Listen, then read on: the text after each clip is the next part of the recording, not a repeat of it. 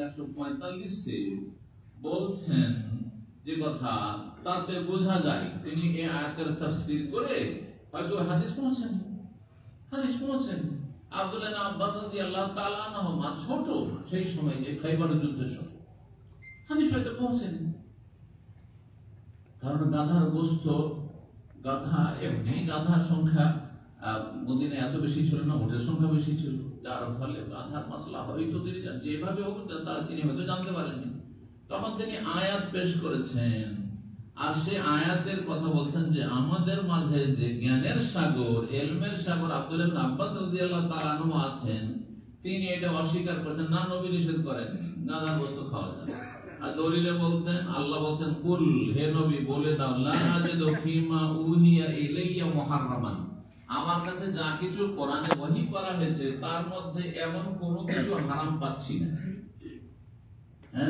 হারাম কিছু পাচ্ছি না, ইল্লা ইয়াকুনা মাইতাতান, তবে মৃত জীবজন্তু যদি হয় তবে হারাম, আও দামান মাসফুহান, অথবা প্রবাহিত রক্ত, যা শিরা উপশিরা রক্ত থেকে প্রবাহিত হয় সেই রক্ত হারাম। সেই রক্ত হারাম। রক্ত দুই রকম, যেগুলো রক্ত থেকে প্রবাহিত হয় সেগুলি হারাম। একটা পশু জবাই করেছেন আর তার সাথে ঝরে যতগুলো রক্ত পড়লো আর কিছুক্ষণের মধ্যে জমে যাবে, এই রক্ত কেউ যদি খায়, সেটাকে গোশতের সাথে মিশিয়ে রান্না করে খায়, যাবে খাওয়া না, হারাম খাওয়া যাবে না। চর্বি অনেকে খায় টেস্টি করার জন্য, সবজি দিতে দেন একটু চর্বি। আজকাল যারা হোটেল রেস্টুরেন্টে খাচ্ছেন না এইসব, এইসব রেস্টুরেন্টে একটু স্বাদ করার জন্য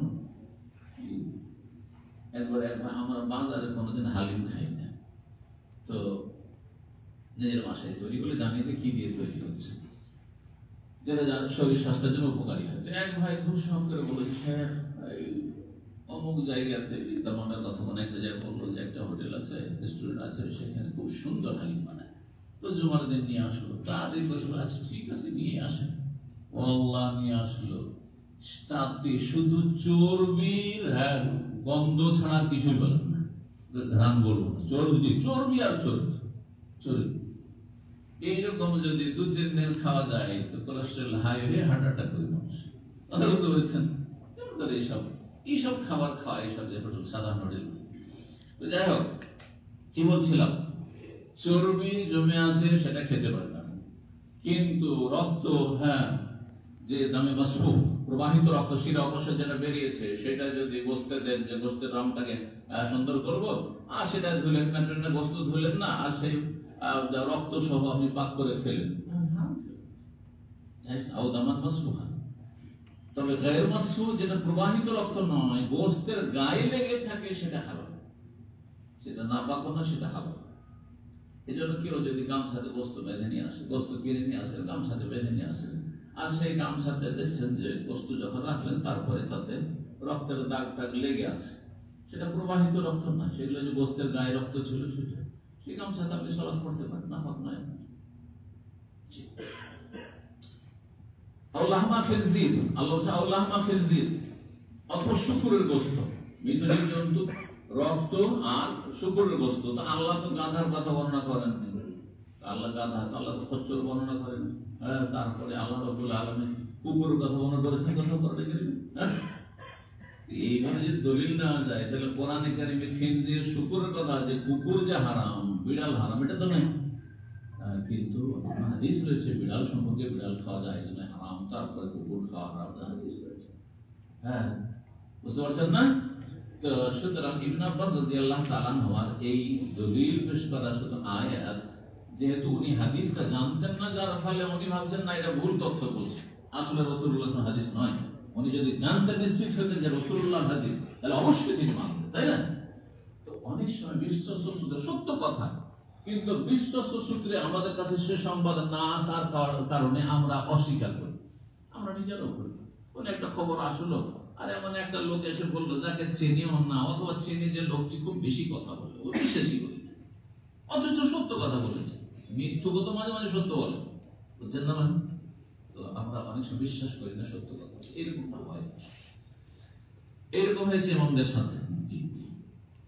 29 নম্বর অধ্যায় বলছে বাবু আকলি কুল্লি জি নাবি মিনাস সিবা। এই অধ্যায় হচ্ছে এমন প্রাণী বা এমন জন্তুর গোশত খাওয়া যেই জন্তু হচ্ছে হিংস্র এবং খাড়া দাঁতওয়ালা। তার মানে যতগুলি এই ধরনের হিংস্র পশু রয়েছে যেগুলি এই খাড়া দাঁতের শিকার করে এগুলি হচ্ছে হারাম। 5530 নম্বর হাদিস। হাদিস বর্ণনা আবু সালামা রাদিয়াল্লাহু তাআলা আনহু তিনি বর্ণনা করে বলেন, আন্না রাসূলুল্লাহ সাল্লাল্লাহু আলাইহি ওয়াসাল্লাম আন আকলি কুল্লি যিযি নাবিন মিনাস সিবাই। রাসূলুল্লাহ সাল্লাল্লাহু নিষেধ করেছেন এমন যে কোন জন্তুর গোশত খেতে যেই জন্তু হচ্ছে হিংস্র এবং ভোজনকারী দাঁতওয়ালা, গোশত ভোজনকারী দাঁতওয়ালা, খাড়া দাঁত বিশিষ্ট এইরকম। তারপরে 30 নম্বর অধ্যায় চলে আসছে বাবু জলুদিল মাইতা। এই অধ্যায় হচ্ছে মৃত পশুর চামড়া সম্পর্কে। কোন পশু মারা গেছে, ওর চামড়া কি ব্যবহার করা যাবে কিনা, এখন হাদিস পড়েন আর তারপর মাসলা বলছি। 5531 নম্বর হাদিস। হাদিস বর্ণনা করছেন ওবাইদুল্লাহ ইবনে আব্দুল্লাহ, তিনি বলছেন আব্দুল্লাহ বিন আব্বাস রাদিয়াল্লাহু তাআলা আনহুমা তাকে জানিয়েছেন যে রাসূলুল্লাহ সাল্লাল্লাহু আলাইহি সাল্লাম একবার কি করলেন, মাররা বিশাতিন মাইতা, একটি মরা বকরির পাশ দিয়ে অতিক্রম করলেন। রাস্তায় যাচ্ছেন, পাশে একটা মরা বকরি পড়েছে। ফাকালা, তখন বললেন আশেপাশের লোকজনকে যারা মুসলিম ছিল, হাল্লা ইসতামতাতুম বিহা, তোমরা এর চামড়া দ্বারা কেন উপকৃত হচ্ছ না? ঠিক আছে, বকরিটা মারা গেছে, গোশত খাওয়া হারাম, কিন্তু চামড়াটা তোমরা খালিয়ে নিয়ে ছড়িয়ে নিয়ে তোমরা কেন সেটা ব্যবহার করছো না বা সেটা থেকে উপকৃত হচ্ছ না? কালু, তখন সাহাবীরা ইন্নাহা মাইতা, এই যে মৃত, এটাকে আমরা জবাই করতে পারিনি, তার আগে মারা গেছে, তো যখন গোশত হারাম, সাহাবীরা বলেন গোশত যখন হারাম তখন তার চামড়াটা নেওয়া হারাম। কালা, তখন বললেন নবী ইন্নামা হারামা আকলুহা, মরা ছাগলের অথবা গবাদি পশু যেগুলি গরু, মরা উট, মরা মহিষ, তার গোশত খাওয়া হারাম, কিন্তু চামড়াটা ব্যবহার করা হারাম নয়। চামড়া ব্যবহার করা হারাম নয়। সেই চামড়াটা যদি শুকিয়ে, চামড়াতে নাপতি লেগে আছে ময়লা আবর্জনা, সেটা শুকিয়ে গেল, তো শুকিয়ে যাওয়ার পরে সেটা যেহেতু মাকুরুল্লাহ, এমন পশুর চামড়া যেই পশুর গোশত খাওয়া হালাল, যে পশুর গোশত খাওয়া হালাল, যদি এমনটা হয় আর সেটাকে আপনার শোধন করে না হয়, শোধন করা বুঝেন, যেটাকে আরবি ভাষায় দাবাগাত বলা হয়। যারা চামড়া ব্যবসায়ীদেরকে আমাদের দেশে কি বলে? হ্যাঁ, আমাদের অঞ্চলে কি না, মুচি তো যারা জুতা সিলেট টেলে এইসব করে, চামড়িয়া, আমাদের দেশে চামড়া ব্যবসায়ীদেরকে চামড়িয়া বলে। হ্যাঁ, চামড়া ব্যবসায়ী, যাই হোক, তো চামড়ার যারা ব্যবসায়ী তারা জানে, আমি ছাত্র জীবনে লেখাপড়া করতাম যে এলাকায়, তো সেই মাদ্রাসার আশেপাশে কিছু গ্রাম বা এলাকা ছিল, তারা চামড়ার ব্যবসায়ী ছিল, বড় বড় ব্যবসায়ী, তো গরু ছাগল, তো সেই চামড়াগুলিকে তারা তখন কি করতো, সেগুলোকে পাক করা, মানে শোধন করা, ছিল কিভাবে করতো, লবণ ছিটিয়ে রোদে ফেলে রাখা, নানা রকম হইতে পারে, আজকাল মেলা কেমিক্যাল হয়ে গেছে। এক কথায় এটা করার উদ্দেশ্য হচ্ছে যে পরে চামড়ার কোন বাসনপত্র তৈরি করলেন, তারপরে সেটা ভিজে গেলে তাতে গন্ধ চামড়া ছড়িয়ে যায়, সেই জন্য সেটা করা হয়। তো যদি এমন পশুর চামড়া হয় যেই পশুর গোশত খাওয়া হালাল, তাহলে সেই পশু যদি মারাও যায়, তার জবাই করা হয়নি, মারা গেছে, তারপরও সেই চামড়া ব্যবহার করতে পারবেন, সেটাকে শোধন করে নিন। 5532 নম্বর হাদিস। হাদিস বর্ণনা করেছেন সাঈদ ইবনে জুবাইর, তিনি বলছেন আমি আব্দুল্লাহ বিন আব্বাস রাদিয়াল্লাহু তাআলা আনহুমা থেকে তাকে বলতে শুনেছি, মাররান নবী সাল্লাল্লাহু আলাইহি ওয়াসাল্লাম আনজিন মাইতাতিন, নবী সাল্লাল্লাহু আলাইহি ওয়াসাল্লাম অতিক্রম করলেন একবার একটি মরা বকরির পাশ দিয়ে, আনজন মানে বকরি। ফাকালা মা আলা আহলিহা লাউ ইনতাফাউ বিহা, কোন দোষ ছিল না যদি এই বকরির মালিকরা এর চামড়াটি দ্বারা উপকৃত হতো। বকরিটা মরে গেছে, ঠিক আছে, গোশত খেতে বলো না, কিন্তু চামড়াটা খালিয়ে নিয়ে যদি সেটা দ্বারা উপকৃত হইতো, কিন্তু সেটা ব্যবহার করবেন, হ্যাঁ, সেটা ব্যবহার করবেন শোধন করে। 31 নম্বর অধ্যায় বলছে বাবুল মিসকিন। এই অধ্যায় হচ্ছে কস্তুরী সম্পর্কে, মৃগ নাভি থেকে হরিণের নাভি থেকে খুব মূল্যবান সুগন্ধি আতর তৈরি হয়, সেটাকে মিস্ক বলা হয়। আর একটি বিশেষ মাছ থেকে একটা দামি আতর তৈরি হয়, সেটাকে আম্বার বলা হয়, বুঝছেন না? আর লকড়ি কাঠ, আগর কাঠ দিয়ে এক ধরনের দামি আতর তৈরি হয়, যেটাকে বলা হয় উট। এই তিনটি প্রসিদ্ধ আতর রয়েছে। আমাদের দেশে অনেকে না বোঝার কারণে একসময় আমাদের ওস্তাদেরাও মিস্ক আম্বার, আর তারপরে দোকানদাররা কানাকা হাই করে দেখে আতরের দোকানে একটা আতর কিছু হচ্ছে, এটা মিস্ক আম্বার। আবার মিস্ক মানে মৃগনাভি, আর আম্বার মানে মাছ থেকে, দুটো কি করে হয় রে ভাই? কানাকা হাই করে দেখেন, বাস লেবারে লেখা আছে মিস্ক আম্বার, মিস্ক ও আম্বার, অথচ কিছুই না, সব কেমিক্যাল দেওয়া আছে। তো মৃগনাভির কথা এসেছে এখানে,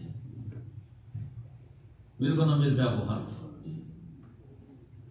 5533 নম্বর হাদিস বর্ণনা করেছেন আবু হুরায়রা রাদিয়াল্লাহু তাআলা, তিনি বলেন রাসূলুল্লাহ মা মিন মাকলুমিন, কোন আঘাতপ্রাপ্ত ব্যক্তি। কালেমা, কালেমা মানে শব্দ, তাই না? কালেমা মানে শব্দ না, আর কালেমা মানে জখম হওয়া, আহত কার। এই জন্য বলছে যে দুটোতে মিল আছে।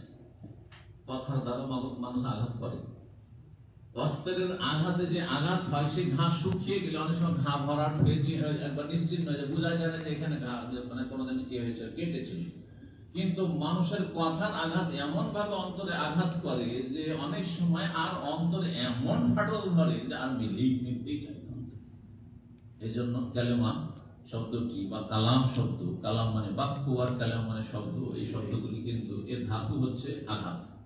মামিন মাকুলুমিন ইউকলামু ফিল্লাহ, কোন আঘাতপ্রাপ্ত ব্যক্তি যদি আল্লাহর রাস্তায় আঘাতপ্রাপ্ত হয়, ইল্লা যা ইয়াউমাল কিয়ামতে, আল্লাহর রাস্তায় যেহেতু জিহাদের ময়দানে বা কাফিরের হাতে, জালেমের হাতে, এমনকি মুসলিম জালেমের হাতে যদি আহত হয়, বাড়িতে আসলো আর জুলুম অত্যাচার করে দিল, মেরে দিল, অথবা আহত করে দিল, খুন করে দিল ইত্যাদি, যদি এমনটা হয় তো কিয়ামতের দিনে আসবে ওয়াকালমহু ইউদমা, তার ক্ষত থেকে, সে আঘাতের স্থান থেকে রক্ত প্রবাহিত হতে থাকবে, যে আল্লাহ তোমার রাস্তায় রক্ত ঝরিয়েছিলাম। আল্লাহ দাম, রংটি হবে কিসের? রক্তের রং। ও রিহ মিস্ক, আর তার ঘ্রাণ হবে, সুগন্ধি হবে মৃগনাভের মিস্কের সুগন্ধি। হাসরের মাঠে যখন হাজির হবে আর রক্ত ঝরতে আছে, মুজাহিদ যে আল্লাহর রাস্তায় শহীদ হয়েছে বা আল্লাহর রাস্তায় আহত হয়েছে, তার রক্ত ঝরতে থাকবে, আর সেটি সাক্ষী হবে যে আল্লাহ তোমার রাস্তায় রক্ত ঝরিয়েছিল। এইরকম দিনের কাজ করতে গিয়ে, দিনের দাওয়াত দিতে গিয়ে, তাওহীদ সুন্নাত প্রতিষ্ঠা করতে গিয়ে বেদাতীদের কাছে কেউ যদি মার খায় আর রক্ত ঝরে, আহত নিহত হয়, ক্ষত বিক্ষত হয়, তাহলে তাদের এই ফজিলত রয়েছে। সুতরাং সবর করুন, জি, অবস্থার পরিবর্তন ঘটবে। আর যারা আজকে জুলম অত্যাচার করছে তারা লাঞ্ছিত হবে, যদি তারা এই ইতিহাস 16 বছর ইতিহাস থেকে না শিখে। তা শেখার কোনো সুযোগ নেই যদি দূর থেকে না শিখে যে মক্কাতে একসময় আবু জাহাল, আবু লাহাব ছিল, কত জুলম অত্যাচার করেছে, নিশ্চিন্ন হয়ে গেছে। তাদের বংশের কেউ থাকলেও পরিচয় দিবে না যে আমি আবু জাহালের বংশের, পরিচয় দিবে আছে কেউ আমি আবু লাহাবের বংশের, বলবেন না। হ্যাঁ, বলবেন ইবনে উবাইয়ের বংশের, মদিনার কেউ লোক বলবেন আমি আব্দুল্লাহ বিন উবাইয়ের বংশের, কেউ বলবে। তাহলে কত তারা বিকৃষ্ট আল্লাহর কাছে, মানুষের কাছে। 5534 নম্বর হাদিস, আবু মুসা আশআরী রাদিয়াল্লাহু তাআলা আনহু, নবী সাল্লাল্লাহু আলাইহি ওয়াসাল্লাম বলেন মাসালুল জালিসিস সালিহ ওয়াস সু, সৎসঙ্গী আর অসৎ সঙ্গীর উদাহরণ হচ্ছে, উপমা হচ্ছে কাহামিলিল মিসকি, মিস্ক কস্তুরীর সুগন্ধি বহনকারী ব্যক্তি, ও নাফিকিল কির, আর হাঁপড়ে ফোগদাতা সেই কামারের ব্যক্তির মতো, কামার ব্যক্তির মতো। একজন কামার সেলাই কাজ করে, কামার সেলাই বুঝেন তো, কামারের দোকান যেখানে লোহা পিটানো হয়, ময়লা আবর্জনা জং দূর করা হয়। তো আর ওটাকে যেটা ব্যবহার করে সেটা আজকাল যেহেতু হচ্ছে না, অনেকে নিউ জেনারেশন বুঝবে না, আগের মানুষরা বুঝবে। হাঁপড় কথা বলছেন না, জি। তো হাঁফড়ে ফুক দিতে হচ্ছে, আমরা নিজে দেখেছি, নিয়ে গেছি, অস্ত্র শস্ত্র নিয়ে গেছি, অথবা আপনার ওই লাঙ্গলে যে ফাল, কি বলেন আপনার ছোট কালকে ফাল, তো ওগুলো নিয়ে গেছি কামারের কাছে, আর পিটিয়ে দিয়ে যায় লাল করে, তারপরে তখন নিয়ে তো নাফিকুল কির হাফরে ফুকদাতা এক ব্যক্তি, এ হচ্ছে এর হাফরে ফুকদাতা কে, যে খারাপ সঙ্গী। আর হামিলুল মিস্ক, মিস্ক কস্তুরীর এই দামি মূল্যবান সুগন্ধি আদর বহনকারী হচ্ছে কে, যে ভালো সঙ্গী। ভালো সঙ্গী আপনাকে ঘ্রাণ দিবে, সুগন্ধি দিবে, ভালো মানুষ বানাবে। আর খারাপ সঙ্গী ভালো মানুষকে খারাপ করে দেবে। কত আমাদের ভাইদেরকে দেখা গেল যে খারাপ সঙ্গীর রুমমেট হওয়ার পরে ফজর ছুটে গেছে, একসময় নিয়মিত সেন্টার রাস্তায়, একসময় তাহাজ্জুদ পড়তো, এরকম লোকের যে নজির আছে। এই জন্য খারাপ সাথে উঠা বসা করবে না। খারাপ লোক হচ্ছে ওই কামারের মতো, যে কামার সব সময় ওই ময়লা আবর্জনা, লোহা আর ধোঁয়ার ময়লা আবর্জনায় বসবাস করে। তো বলছেন ফাহামিল মিসকে, যেই ব্যক্তি মিস্ক বহনকারী, সে ইম্মা ইউহদিয়াকা, সে হয়তো তোমাকে একটু দিয়ে দিবে, একটু করে দেয় না মসজিদের গেটে, দিবেন না কেনবেন না, জবরদস্তি আপনাকে একটু ঠেকে দিচ্ছে। ওয়াইম্মা আনতাবতা মিনহু, অথবা আপনি একটু খরিদ করে নেবেন তার কাছে। ওয়াইম্মা আনতাজাদা মিনহু, যদি নাও দেয়, অনেক দোকানদার কিরকম আছে যে দেবেন না, আর আপনিও কিনবেন, দোকানদারও কিনবেন, তাহলে একটু লাগেও দিল না, আপনি কিনলেনও না। কিন্তু আদরের দোকানে কিছুক্ষণ একটু ঘোরাঘুরি করলেই একটু ঘ্রাণ পাবেন, সুগন্ধি পাবেন, তাই না? তাই বলছে ওয়াইম্মা আনতাজাদা মিনহু রিহান তাইয়্যিবা, কমপক্ষে সেখানে একটি সুন্দর ঘ্রাণ পাবে। নাফিকুল কিরে, আর হাফরে ফুকদাতা হচ্ছে ওই খারাপ সঙ্গীর উদাহরণ। ইম্মা ইউহরিকা সিয়াবা, সেখানে যেহেতু আগুন জ্বলছে, হয় তোমার কাপড় জ্বালিয়ে দেবে, তোমার গায়ে আগুন লাগিয়ে দেবে। ওয়াইম্মা আনতাজাদা রিহান খাবিসা, আর না হইলে তুমি ঘৃণিত, ঘৃণ্য কি পাবে, গন্ধ পাবে, গন্ধ পাবে, বেরিয়ে আসবে সেখান থেকে গন্ধ। যারা সিগারেট ধূমপান করে, তাদের সাথে যারা উঠা বসা করে, ধূমপান করে না, তারপরে তাদের কাপড়ের সব গন্ধ নিয়ে যায়। একবার কোন এক জেলে আমি বক্তব্য দিয়েছিলাম, আল্লাহ হেফাজত করবো, এরকম জেলে যেন আর না যেতে হয় আমার জীবনে। তারা বুঝতে পেরেছেন, আমাদের নাম আমাদের একটু বাইরে। তো জেলে বক্তব্য করতে গেছি, আর এমন একটা নিয়ে গিয়ে তাদের নাম্বার বলছে, আপনার কি বলবেন, সেল তো ছোটগুলোকে বলে, বড় জেলের অলের মতো আছে, 50 বা 80 জন আছে সেখানে থাকছে। তো মসজিদটাই সেখানে আর কাজ চলছিল, রিপেয়ারিং এর কাজ চলছিল। সাধারণত আমাদের মসজিদে বসে দেওয়া হয়। তো যারা ছিল সেখানে তারা বললো যে এখানে একটু বসে 10 দিয়ে বসলাম। সুবহানাল্লাহ, সেই দিন জোহর হইলো, এসে ওই আওকাফের মসজিদে আছে, তো মসজিদে ওইখানে সিটি ক্লাবের পাশে মসজিদে এসে জোহর পড়লাম। আর গোটা রাস্তায় শুধু বমি চলে আসে, বারবার বমি চলে আসে। কখন বমি করলাম মনে হয়। এই করতে করতে করতে বমি করার থেকে তো আল্লাহ বাঁচাইলো, বমিটা হইল না। কিন্তু আমার এই গুতরা থেকে শুরু করে আমার জামা কাপড় সব এত গন্ধ হয়েছে, শুনছি সিগারেটের এত গন্ধ হয়েছে, এত খবিজ গন্ধ হতে। তো কত সিগারেট খাই ভিতরে, আর কোথাও হাওয়া বাতাস বাইরে থেকে ফাঁসও হয় না, যার ফলে ওখান থেকে কিছু বেরো হয়। এইরকম জায়গায় বাঁচছে কেমন করে এইসব অসাধ্য। তো আল্লাহ তাদের অনিষ্ট থেকে রক্ষা। তো তারপরে নিয়ে গিয়ে সরাসরি রুমে না ঢুকে সরাসরি বাথরুমে ঢুকে সমস্ত কাপড় খুলে ফেলে তারপরে এই হলো অবস্থা। তো এই হচ্ছে কার উদাহরণ, ওই যে হাফরের ওই যে ফুকদাতা আমার খারাপ সঙ্গী। খারাপ সঙ্গীর কাছে বসবেন না, খারাপ সঙ্গীর সাথে বসবাস করবেন না, খারাপ সঙ্গীর সাথে টেলিফোন করবেন। আমি আমার লোক জানি মার্ডারের কেসে সে এখন বড় আসামি, 9 বছর জেলে আছে, 9 বছর জেলে ছিল, এখন যে কি হলো আল্লাহ জানে। অথচ তার এই মার্ডারের সাথে কোনো সম্পর্ক নেই, কিন্তু যেই ব্যক্তি মার্ডার করেছে, খুন করেছে, তার কাছে এই খুনের ঘটনা হওয়ার 5 মিনিট আগে টেলিফোন কলে দেখা যাচ্ছে যে কল করেছে এই সময়, তার মানে এরা দুইজনের ষড়যন্ত্র করেছে। বুঝতে পেরেছেন? সুতরাং এতটা যথেষ্ট বোঝার জন্য দুনিয়াকে যদি আপনি সুরক্ষিত করতে চান, খারাপ লোকদের নাম্বারই রাখবেন, খারাপ লোকদের নাম্বারই রাখবেন। আমি যদি কোনো খারিজি জানি, জঙ্গি জানি, খারিজি মনোভাব, জঙ্গি মনোভাব, তার নাম্বার আমি কোনোদিন রাখি না, কোনোদিন রাখি না। কারণ আমি ভালো মানুষ, আমি মধ্যমপন্থী মানুষ, আমি ইসলামের জিহাদ বুঝি। ইসলামের জিহাদ এই জঙ্গিপনা নাই, হ্যাঁ, কাপুরুষের মতো কাজ নাই। তো কিন্তু এরা হচ্ছে জঙ্গি জাহিল, অল্প বিদ্যান, আর এরা জেহাদ জেহাদ করে ফাসাদ সৃষ্টি করতে চায়, মুসলিম দেশে ফাসাদ সৃষ্টি করে, যার ফলে এদের নাম্বার রাখলে আমার দুনিয়ারও ক্ষতি রয়েছে, দিনেরও ক্ষতি রয়েছে। আল্লাহ তাআলা অনিষ্ট করুন। 32 নম্বর অধ্যায় বাবুল আরনাব। এই অধ্যায় হচ্ছে খরগোশের গোশত সম্পর্কে। খরগোশের গোশত খাওয়া হালাল না হারাম? হালাল। খেয়েছেন? কে কে খেয়েছেন দেখি? হালাল, তারপর খান, অল্পগুলো খেয়েছেন। 5535 নম্বর হাদিস। আনাস রাদিয়াল্লাহু তাআলা আনহু বর্ণনা করেন, তিনি বলেন, আনফাজনা আরনাবান, আমরা একবার একটি খরগোশকে তাড়াতে শুরু করলাম। খরগোশ পেয়ে গেছি, শিকার করে তাড়াচ্ছি। নাহনু বিমাররুজ যাহরান, মাররুজ যাহরান নামক স্থানে আছে। মাররুজ যাহরান মদিনা থেকে মক্কার দিকে যেতে, মক্কার কিছু দূর বাইরে আর কি, সেখানে একটি জায়গার নাম। সাল কওম, লোকেরা তার পেছনে ছুটলো, সবাইকে ফালাদের, ও সবাই ক্লান্ত হয়ে গেল, ধরতে পারলো না, তাড়তে তাড়তে আমরা ক্লান্ত হয়ে পড়লাম।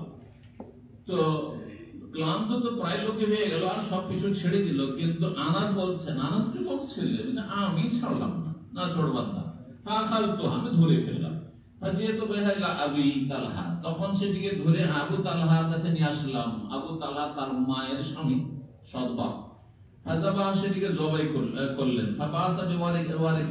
তারপরে তার আপনার নিতম্ব অথবা বর্ণনাকারী সন্দেহ অফাকে যাইহা, তার রান, একটি রান অথবা নিতম্ব নবী সাল্লাল্লাহু আলাইহি ওয়াসাল্লামের কাছে পাঠিয়ে দিলেন হাদিয়া হিসাবে। ফাকাবিলাহা, নবী সাল্লাল্লাহু আলাইহি ওয়াসাল্লাম সাদরে গ্রহণ করলেন এবং সেই খরগোশের গোশত খেলেন। 33 নম্বর অধ্যায় বাবু দব্বে। এই অধ্যায় হচ্ছে সান্ডা সম্পর্কে। দব বুঝেন তো? দব মানে এটা আরব দেশে পাওয়া যায় অথবা মরুভূমি অঞ্চলে পাওয়া যায়। ভারতে যদি কোথাও পাওয়া যায় তাহলে রাজস্থানে পাওয়া যায়, কারণ মরুভূমি রয়েছে। আর আমাদের অঞ্চলে বেঙ্গল, বিহার, আপনার ইউপি অথবা আপনার বাংলাদেশে যেটা পাওয়া যায় দব্বের কাছাকাছি, এটা গুইসাপ। গুইসাপ হারাম, গুইসাপ হারাম। অনেক কাঠমোল্লা, কাঠমোল্লা বুঝেন না, যে অল্প বিদ্যা, এরা চরমপন্থী, এদের মধ্যে একটা জঙ্গিপনা আছে। আলেমকে আলেম মনে করেন, মনে করেন 3 হরফ পড়ে। গুইসাপ খাওয়া আমাদের দেশে কিছু মোল্লা আছে না, আলেম খাবে না, কখনো খাবে না, হারাম। গুইসাপ আর আপনার সান্ডাতে পার্থক্য রয়েছে। শুধু মরুভূমির দেশে পাওয়া যায়। তো হাদিস বর্ণনা করেছেন আব্দুল্লাহ বিন দিনার, তিনি বলছেন, আমি ইবনে ওমর থেকে শুনেছি, তিনি বলেন, নবী সাল্লাল্লাহু আলাইহি ওয়াসাল্লাম একবার বলেন, আদ-দাব্বু লাস্তু আকুলু, সব সান্ডার গোশত আমি খাইও না, ওয়ালা উহাররিমু, আর হারামও করি না। আমি নিজে খাই না, আমি হারাম বলি না। তার মানে কেউ খেতে পারে, কিন্তু আমি ব্যক্তিগত খাই না, রুচি হয় না। নবী সাল্লাল্লাহু আলাইহি ওয়াসাল্লাম বলেন, আমার মাতৃভূমিতে ছোটকাল থেকে দেখি নাই বা আমরা অভ্যস্ত নাই, সেজন্য। অভ্যাস না থাকলে খাওয়া যায়, অভ্যাস না থাকলে খাওয়া যায়। যেমন আমি নিজের কথা বলছি, আমার চিংড়ি মাছ খাওয়া অভ্যাস আছে, ছোট থেকে মজা লাগে, চিংড়ি মাছ। কিন্তু কোলেস্ট্রল যখন জানতে পারলাম কোলেস্ট্রলের যুগে, তখন একটু সতর্ক হয়েছে। কিন্তু ছোটতে তো মনে করতাম যে চিংড়ি পেয়েছে মানে কাজ হয়েছে, তাই না? কিন্তু কাঁকড়া যেহেতু খাওয়া ছোটদের অভ্যাস না, এখন সৌদি আরবে এসে আমার মজলিসে অনেকে কাঁকড়া খেয়েছে, আমার কাঁকড়া রুচি হয় না, কিন্তু জায়েজ, কোনো অসুবিধা না, খাবে। 537 নম্বর হাদিস। হাদিস বর্ণনা করেছেন আব্দুল্লাহ বিন আব্বাস রাদিয়াল্লাহু তাআলা আনহু, বলেন, খালিদ বিন ওয়ালিদ থেকে বর্ণনা করে, আন্নাহু দাখালা মা রাসূলিল্লাহ সাল্লাল্লাহু আলাইহি ওয়াসাল্লাম বাইতা মাইমুনা। খালিদ বিন ওয়ালিদ রাসূলুল্লাহ সাল্লাল্লাহু আলাইহি ওয়াসাল্লামের সাথে মাইমুনা রাদিয়াল্লাহু তাআলার বাড়িতে প্রবেশ করলেন। আর মাইমুনা হচ্ছেন এই খালিদ বিন ওয়ালিদের খালা। ফাউতিয়া বিদাব্বিন মাহনুদিন, একটি ভুনা সান্ডা নিয়ে আসা হলো। সান্ডা ফ্রাই করা ভুনা সান্ডা নিয়ে আসা হলো। ফাআহওয়া ইলাইহি রাসূলুল্লাহ বিয়াদিহি, রাসূলুল্লাহ সাল্লাল্লাহু আলাইহি ওয়াসাল্লাম সেটার দিকে হাত বাড়িয়ে দিলেন খাওয়ার জন্য। মানে চিনতে পারেননি যে এই সান্ডা, গোটা সান্ডা নেই, না গোশত। কেউ বুঝতে পারেননি, ভাবছেন যে গোশত আছে, খাওয়ার জন্য হাত বাড়িয়েছেন। ফাকালা বাযুন নিসওয়া, বাড়িতে কিছু অন্য মহিলারাও ছিল, তারা বলে, আখবিরু, পরিবারে, আখবিরু রাসূলুল্লাহ সাল্লাল্লাহু আলাইহি ওয়াসাল্লাম, রাসূলুল্লাহ সাল্লাল্লাহু আলাইহি ওয়াসাল্লাম জানিয়ে দেন। কারণ নিয়ম হচ্ছে নবী সাল্লাল্লাহু আলাইহি ওয়াসাল্লামের পরিবারে যে নবী সাল্লাল্লাহু আলাইহি ওয়াসাল্লামের সামনে কোনো খাবার পরিবেশন করলে বলে দিতেন আগে যে এটা অমুক খাবার। কি জানি হয়তো নবী সাল্লাল্লাহু আলাইহি ওয়াসাল্লাম এটা পছন্দ না করতে পারেন, সুতরাং আগে বলে দেওয়া ভালো। পরে যদি বলেন না তোমরা খাওয়ালে কেন আমাকে না বলে, অথবা কোনো কিছুতে গন্ধ থাকতে পারে, অনেক সময় খাবার হালাল কিন্তু সেটাতে গন্ধ হইতে পারে, সুতরাং আগে জানিয়ে দেওয়া। তো এই জন্য জানিয়ে দিতেন তারা। বলে রাসূলুল্লাহ সাল্লাল্লাহু আলাইহি ওয়াসাল্লামকে জানিয়ে দাও বিমা ইউরিদ আন ইয়াকুল, যেটা খেতে চাইছেন বা খাওয়ার ইচ্ছুক হয়েছেন আর সামনে পেশ করেছে বলে দাও যে এটি আছে। ফাকালু, তখন যারা ছিল সেখানকার বলে হুয়া দাফুন ইয়া রাসূল, এটি হচ্ছে সান্ডা। ফারাফায়াদি, তখন নবী সাল্লাল্লাহু আলাইহি ওয়াসাল্লাম হাতটা যে বাড়িয়েছিলেন, হাতটা উঠিয়ে দিলেন সেখান থেকে বা গুটিয়ে দিলেন। ফাকুলতু, তখন আমি বললাম, খালিদ বলছে, আমি বললাম হারাম হুয়া ইয়া রাসূলুল্লাহ, সান্ডার গোশত দাব কি হারাম? ফাকালাল্লাহ, না, ওয়ালাকিন, তাহলে হারাম নয়, লাম ইয়াকুন বিআরদে কওমি, আমার বংশের মাতৃভূমিতে সেটা পাওয়া যায় না। ফাআজাদুনি আফু, সেই জন্য সেটিকে আমি অরুচি করি, অরুচি মনে করি, সেটা আমাকে অরুচি লাগে বা সেটাকে আমি অপছন্দ করি, করি বলে অপছন্দ করি।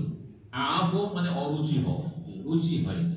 তাহলে এই নাজদে পাওয়া যায়, এই কাসিম, রিয়াদ, এসব এলাকায় সান্ডার লাগে। তো নবী সাল্লাল্লাহু আলাইহি ওয়াসাল্লামের কাছে এই নাজদ থেকে কোনো একজন নিয়ে গেছিল, খালেদ তখন বলছেন ফাজতারাতু, নবী সাল্লাল্লাহু যখন খেলেন না তখন সেটাকে আমি নিজে দিয়ে টেনে নিলাম, হ্যাঁ, ফাকালতু, আর তারপরে সেটাকে খেয়ে ফেললাম। রাসূলুল্লাহ সাল্লাল্লাহু আলাইহি ওয়াসাল্লাম, তখন রাসূল আমাদের তাকাচ্ছিলেন, দেখে যায় খালেদ তো নবী খেতে পারছেন। দ্রব্যের বস্তুকে খেয়েছেন সান্ডা, যদি কেউ খায় তবু হাতে একটু আসতে মনে হচ্ছে মাকরুহ না। রাসূলুল্লাহ খাননি তার মানে মাকরুহ না, নবী সাল্লাল্লাহু আলাইহি ওয়াসাল্লাম মজলিসে সাহাবীরা খেয়েছেন, অন মাকরুহ না, খেতে পারে, রুচি হলে খেতে পারে, জায়েজ। 34 নম্বর অধ্যায় বলছে বাবুনি ওয়াজিব ইযা ওয়াকাতিল ফারাতু ফিস সামানিল জামিন আবিল যায়েবি। এই অধ্যায় হচ্ছে কোন ইঁদুর যদি জমা ঘিয়ে অথবা তরল ঘিয়ে পড়ে যায়, অথবা জমা তেলে অথবা তরল তেলে পড়ে যায়, কোন খাবারে পড়ে যায়, সেই খাবার শুকনো খাবার অথবা তরল রসাল খাবার পড়ে যায়, তাহলে কি করবেন? জি, মাসলা কি বলতে পারেন? তরকারি আছে আপনার, আর তরকারিতে একটা ইঁদুর পড়ে মরে আছে, যে কত বলবে হাত উঠাবে, হ্যাঁ, মানে এই খাবারটা ফেলে দিতে হবে, এঁদুরটা ফেলুন না, আগে এঁদুর ফেলতে হবে, আগে এঁদুরটাকে উঠিয়ে ফেলতে হবে, তারপরে আর তার আশপাশ প্রভাবিত হইতে পারে, তার আশপাশে ফেলতে হবে। আচ্ছা, শুকনো আর তরলের পার্থক্য আছে না দুটোরই হুকুম একই? যে বলবে হাত তুলবে, হ্যাঁ, কি পার্থক্য আছে?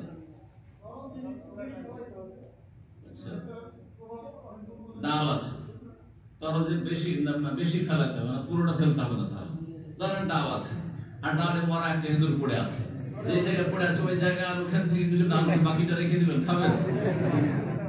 দেখছেন চলবে? তাহলে তরল আর শুকনার পার্থক্য রয়েছে মাসলা, এটি হচ্ছে জমহুর অধিকাংশ সিংহভাগ উলামা কেরাম, অল্প কিছু আলেম রয়েছে তাদের ফতোয়া যে শুকনো হোক অথবা তরল হোক, হ্যাঁ, জমা খাবার হোক বা মিষ্টি জাতীয় হোক অথবা যে কোনো খাবারই হোক না কেন, ঘিয়ের উদাহরণ দেওয়া হচ্ছে, তেলের উদাহরণ দেওয়া হচ্ছে, কিন্তু যে কোনো খাবার।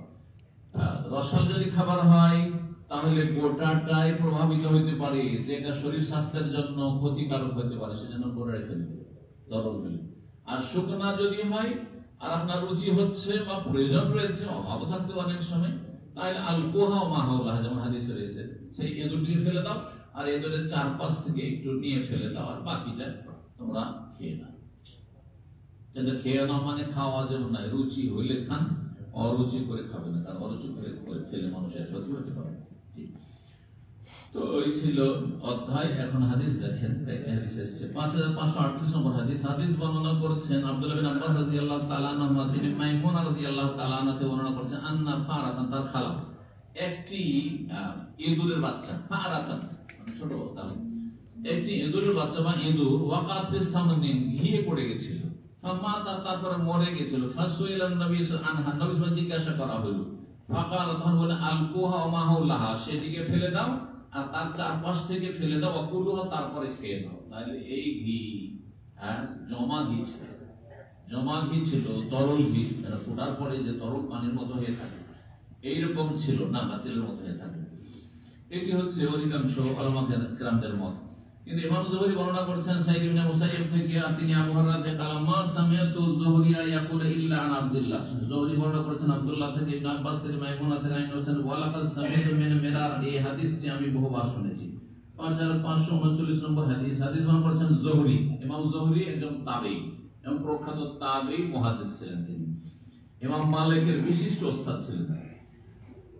ইমাম মালিক রাহিমাহুল্লাহ অধিকাংশ হাদিস ইমাম যুহরি থেকে বর্ণনা করেছেন এবং মদিনার তিনি তাবেঈ ইমাম ছিলেন। আনিদ দাম বা এমন জন্তু সম্পর্কে তামুতু ফি যাইতি, যদি সেটি মরে যায় তেলে, ওয়াসামনে অথবা ঘিয়ে, ওয়া হুয়া জামিদুন আও গায়রু জামিদ, সেটি জমা হোক, জামেদ আমরা জমা বলি আর আরবিতে জামেদ বলা হয়, হ্যাঁ। তো জমা হোক আও গায়রু জামেদ, সেটি জমা না হোক মানে তরল হোক, উভয় অবস্থায়। আল ফারাতে আও গায়রিহা, সেটা ইঁদুর পড়ুক অথবা অন্য কোনো কিছু পড়ুক, আর কিছু হতে পারে। কালা বালাগানা, আমাদের কাছে পৌঁছেছে এই মর্মে যে আন্না রাসূলুল্লাহ আমারা বিফারাতে, রাসূলুল্লাহ নির্দেশ দিয়েছেন একটি ইঁদুর পড়েছিল, সেই জন্য মাতাত বিসামনিন, যেটি পড়ে মরে গিয়েছিল ঘিয়ে, আমারা বিমা কারবা মিনহা, যেটা তার কাছাকাছি যে খাবারগুলো ছিল বা যে ঘিটা ছিল সে সম্পর্কে নির্দেশ দিলেন ফাতুরিহা, সেটাকে ফেলে দিতে, সুম্মা উকিলা, তারপরে খেয়ে নেওয়া হইল। জি।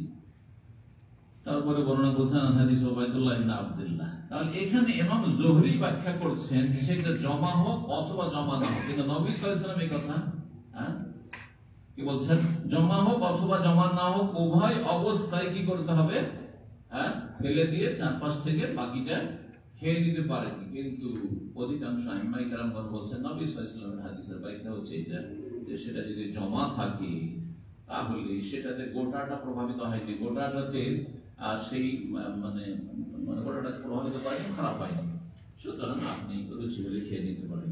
কিন্তু তরল হলে গোটাটাই খারাপ হয়ে যাওয়ার আশঙ্কা রয়েছে, যার ফলে সেটা ক্ষতি সাধন করতে পারে, খাবেন না। 5540 নম্বর হাদিস। হাদিস বর্ণনা করেছেন উবাইদুল্লাহ ইবনে আব্দুল্লাহ, ইবনে আব্বাস থেকে, তিনি মাইমুনা থেকে, বলেন সাইয়্যিদুন নবী সাল্লাল্লাহু আলাইহি ওয়াসাল্লাম একটি ইঁদুর সাকাতাত ফিস সামনে, ঘিয়ে পড়ে গিয়েছিল, কাল আলকুহা মাহুলা, সেটাকে ফেলে দাও, তার চারপাশ থেকে ফেলে দাও, তারপরে খেয়ে নাও। 35 নম্বর অধ্যায় বলছেন, এই অধ্যায় বাবুল ওয়াসমে ওয়াল আলামে ফিস সূরাতি, এই অধ্যায় হচ্ছে পশুর মুখে, সূরা, সূরা মানে কি, সূরা মানে রূপ, সূরা মানে কি রূপ, সূরা মানে আকার, মানুষের রূপ আকার কোথায় থাকে, চেহারায় থাকে, তো এখানে উদ্দেশ্য সূরা মানে চেহারা। বাবুল ওয়াসম মানে হচ্ছে আপনার চিহ্ন লাগানো, আর আলাম মানে দাগানো, দাগ দেওয়া। কি দিয়ে দাগ দিত? প্রাচীন যুগে লোহাকে গরম করে দাগ দিত। মানে সুরানীদেরকে দেখবেন, যারা সুরানীদের সাথে চলাফেরা করেছে বা সুরানীদেরকে দেখেছেন, বা আফ্রিকানদের চেহারাতে অনেক সময় দাগ থাকে, দেখেছেন দাগ, কাই লোহা গরম করে দাগ করা থাকে, তো চেহারাতে জায়েজ নেই। তো কোন পশুর চেহারাতে মুখে যদি কেউ চিহ্ন লাগায় অথবা দাগায়, তো এটা কি চেহারাতে জায়েজ নয়। চেহারা ছাড়া অন্য কোন অংশে যদি চিহ্নিত করার জন্য আর সেটা বেশি কষ্টদায়ক না হয় তাহলে জায়েজ রয়েছে। কারণ নবী সাল্লাল্লাহু আলাইহি ওয়াসাল্লাম হাদিস আছে, নবী সাল্লাল্লাহু আলাইহি ওয়াসাল্লাম কানে দাগিয়েছেন, কিন্তু মুখমণ্ডল না। মুখমণ্ডল সবসময় সম্মানিত এবং মানুষের সবসময় নজর পড়ে মুখমণ্ডলের উপর, সুতরাং মুখটা যাতে বিকৃত না হয়। 5541 নম্বর হাদিস।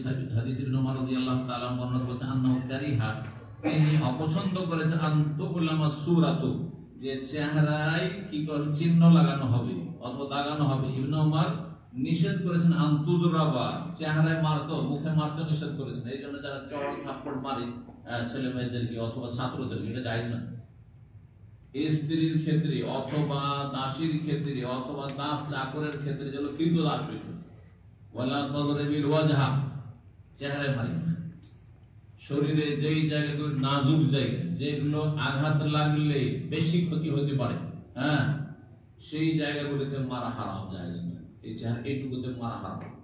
কারো মাথায় মারা যাবে না, কানেও মারা যাবে না, আর তারপরে আপনার গালেও মারা যাবে না, মুখেও মারা যাবে না, দাঁতে দিল মেরে, দাঁতি ভেঙে দিল, এসব জায়েজ নয়। এইটুকুতে মারা হারাম। তারপরে নাজুক জায়গায় হচ্ছে হাড়, একটা ঘুষি মারলো, কিন্তু দিল একবার এটা হাঁটে, মারা যাবে না মানুষ? মরে যাবে, জায়েজ না, প্রাণ নাশ হয়ে যাবে, ফোন করে দিতে পারবেন একটা ঘুষি, এটাও জায়েজ না। এগুলো মাসলা আমাদের দেশের এই মোল্লাদেরকে পড়াইতে, কমে মোল্লাদেরকে, যারা বাচ্চাদেরকে, পরের বাচ্চাদেরকে অমানুষের মতো হচ্ছে, পশু এরা, আউযুবিল্লাহি মিনাশ শাইতানির, নিজের ছেলেকে কখনোই ব্যবহার করবে না। আর তারপর নিজের ছেলে হলে কি মারা যায় না? তো নাজুক জায়গায় তো মারা চলবে না। তাহলে মানুষের নাজুক জায়গা নয় এমন কোন জায়গা আছে যেখানে সীমিত আকারে মারার বৈধতা দেওয়া যেত, সেটা হচ্ছে যেমন পেছন দিকে নরম জায়গায়, পিছন দিকে আবার হাঁটিতে না, মেরুদণ্ডের হাঁটিতে না, দিল মেরুদণ্ডের হাঁটি, তার হাঁটি ভেঙে দিল, যে ওকে একবারে বিকলঙ্গ করে দিল না, সেটাও যায় না। তাহলে যেগুলো নিতম্ব, এইগুলো জায়গায় নরম জায়গা, এইরকম নরম জায়গাতে কোনো জায়গাতে মারলো। আর সেটা নয় যে লাঠি দিয়ে আর ব্যাঁত দিয়ে মারলো, আর ফুটিয়ে দিল, ফাটিয়ে দিল, লাল করে দিল, ফুলিয়ে দিল, এগুলো যাইছি না, যাইছি না। মারার উদ্দেশ্য তাজিব নয়, তাদিব, দুটো কথা মনে রাখবেন। যদি কেউ কাউকে তাজিব মানে আযাব দেওয়ার জন্য, তাজিব আযাব থেকে শাস্তি দেওয়ার জন্য মারে, তো যাইজ নাই। আর আদব দেওয়ার জন্য, তাদিব আদব থেকে, আদব দেওয়ার জন্য মারে, তো সীমিত আকারে জায়েজ। আর যেমনটা বললাম যে কোন কোন জায়গায় একটু সীমিত জায়েজ, বুঝা যাচ্ছে না? তারপরও যারা মারে তার ভালো লোক না। স্ত্রীকে নবী সাল্লাল্লাহু আলাইহি ওয়াসাল্লাম বলেছেন, কিছু মহিলা এসে অভিযোগ করলো নবী সাল্লাল্লাহু আলাইহি ওয়াসাল্লামের সামনে, ইয়া রাসূলুল্লাহ, আমাদের স্বামীরা আপনি মারার অনুমতি দিয়েছেন, সেই জন্য এখন এইভাবে আমাকে মারছে। তখন উলাইকা লাইসু বিখিয়ারিন, এরা ভালো মানুষ না, সমাজের ভালো মানুষ কখন স্ত্রী মানে না, স্ত্রীর গায়ে হাত তোলে না। জি, তো যাই হোক, হাদিস শেষ করি। হাদিস 5542 নম্বর হাদিস বলছেন, দাখালতু আলা নবী সাল্লাল্লাহু আলাইহি ওয়াসাল্লাম, নবী সাল্লাল্লাহু আলাইহি ওয়াসাল্লামের কাছে প্রবেশ করলাম, বিআখিলি, আমার এক ভাইকে নিয়ে। ভাইয়ের নাম ইব্রাহিম রেখেছিলেন নবী সাল্লাল্লাহু আলাইহি ওয়াসাল্লাম, হাদিস চলে গেছে। ইউহান্নিকু তাহনিকের জন্য, মানে খেজুর চিবিয়ে রাসূলুল্লাহ সাল্লাল্লাহু আলাইহি ওয়াসাল্লাম যে সদ্য ভূমিষ্ঠ হওয়া শিশু তার মুখে দিয়ে দিতেন। ওয়া ফি মিরবাদিন লাহু, তিনি ওট বাঁধার জায়গায় ছিলেন সেই সময়। এখানে ওটের বাথান, আমরা বাথান বলি, আপনারা কি বলা যায় না, ওট যেখানে বাঁধার জায়গা, একটু বাড়িতে যে গোয়াল বলা হয়, যেখানে গরু রাখা হয়, কিন্তু এমনি খোলা জায়গা আছে যেখানে গবাদি পশু বাঁধা আছে, এই জায়গাগুলো কি বলা হয়? হ্যাঁ, আথাল। চল, এগুলো আঞ্চলিক ভাষা। যদি কারো শুদ্ধ ভাষা জানা থাকে, বাংলার পণ্ডিত হন, তাহলে বলবেন, আমি ওই আঞ্চলিক ভাষা শিখে লাভ করি। শালাকে হাওয়া বলবেন, হানি বলবেন, তো এই হানি শিখে আমার লাভ নেই। টিহা বলবেন, হ্যাঁ, উচ্চারণ করা বিকৃত করে এমন জায়গায় নিয়ে গেছে যে ওকে উচ্চারণ করতে গিয়ে ওদের মতো হয়। এইসব জিনিস শিখালাম ভালো লাগে। এই জন্য যে কোনো ভাষার ক্ষেত্রে আমি খুব শক্ত, মাতৃভাষা আঞ্চলিক ভাষা শিখবে না, কোনো ফায়দা নেই। আমার আঞ্চলিক ভাষা রয়েছে, আমাদের চাঁপাই মালদহের আঞ্চলিক ভাষা রয়েছে, আমি বলি, কারণ এই ভাষা কোনো ভাষা না। আমি বড় মদিনা ইউনিভার্সিটি সিনিয়র ওস্তাদকে শিখেছিলাম, একজন সৌদি ঢুকেছে, ছাত্র আমাদের ক্লাসমেট 120 জন ছিলাম। তো সে প্রশ্ন করেছে তার মাতৃভাষায়, আঞ্চলিক ভাষায়। তখন তিনি রিয়াদের ছিলেন, খুব ভালো শেখ ছিলেন, ভালো ওস্তাদ ছিলেন, মাশাআল্লাহ, সিনিয়র প্রফেসর। তিনি বলেন, লা তুকাল্লিমুল আমি, আঞ্চলিক ভাষায় কথা বলবেন না, ফাইন্নাহা লাইসাত লুগা, এটি কোনো ভাষাই না, এটি কোনো ভাষাই না, শুদ্ধ ভাষায় কথা বলে, যে মানুষের উন্নতি আর সব এলাকার মানুষ বুঝবে। তো ওট বাঁধার জায়গায় নবী সাল্লাল্লাহু আলাইহি ওয়াসাল্লাম ছিলেন। ফারাইতা, নবী সাল্লাল্লাহু আলাইহি ওয়াসাল্লাম মাঠে ঘাটে যেতেন, বাইতুল মালের উট, যাকাতের উট, অথবা গনিমতের উট, সেখানে গিয়েছেন। ফারাইতুহু, তাকে দেখেছি, ইয়াসমু শাতান, সেখানে বকরি ছিল, বকরিকে দাগাচ্ছিলেন। হাসিবতুহু, আমার ধারণা, কালাফি আযানিয়া, বকরির কোথায়, মুখমণ্ডলে নয়, বরং কিসে, তার কানে, উযনের বহুবচন আযান, কানে দাগ দিচ্ছিলেন, যাতে চিহ্নিত করা যায় যে এগুলো কোনো পাবলিকের বকরি না, এটা কার বকরি? সরকারি বাইতুল মালের বকরি। 36 নম্বর অধ্যায়, বাবুনি অধ্যায় হচ্ছে, যে আসাবা কওমুন গানিমাতান, কোন সম্প্রদায় যদি গানিমাতের ধন সম্পদ হাসিল করে, ফাযাবা বাযুন গানামান, আর এখনো ইমামুল মুসলিমিন বা যিনি সেনা প্রধান রয়েছেন তিনি ভাগ বণ্টন করে দেননি যোদ্ধাদেরকে। আর তারা কি করে, ফাযাবা বাযুন গানামান, কিছু লোকেরা ছাগল জবাই করে ফেলেছে, কেউ উট জবাই করেছে, বেগাইরে আমরে আসহাবিহি, তাদের যিনি প্রধান তার নির্দেশ ছাড়া, লাম তুকাল, তাহলে খাওয়া চলবে না, খাওয়া চলবে না, হারাম। বন্টনের আগে গনিমতের ধন সম্পদ কারোর জন্য জায়েজ নাই, কারণ তাতে সবাই শরীক আছে। যতক্ষণ ভাগ করে দেওয়া হয়নি সেটা আপনার একক মালিকানাধীন নয়, সুতরাং আপনি খেতে পারবেন না, বা 10 জন লোক খেতে পারবেন না, বাকিদের ছেড়ে। লি হাদিসে রাফি, কারণ এই মর্মে রাফি বিন খাদিজার হাদিস রয়েছে নবী সাল্লাল্লাহু আলাইহি ওয়াসাল্লাম থেকে, এর আগে হাদিসটা চলে গেছে। তাউস ইকরামা বর্ণনা করেছেন ফি যাবিহাতি সারেক, চোর চুরি করে নিয়েছে, গরু চুরি করে অথবা ছাগল চুরি করে, আর তারপরে জবাই করা হয়ে গেছে, কি করবেন? খাবেন? খাবেন? খাওয়া যায় না, কারোর জন্য খাওয়া যায় না, ফেলে দিল। আর যদি মালিক পাওয়া যেত, মালিকের কাছে পৌঁছে দিল, আর ক্ষতি করবে।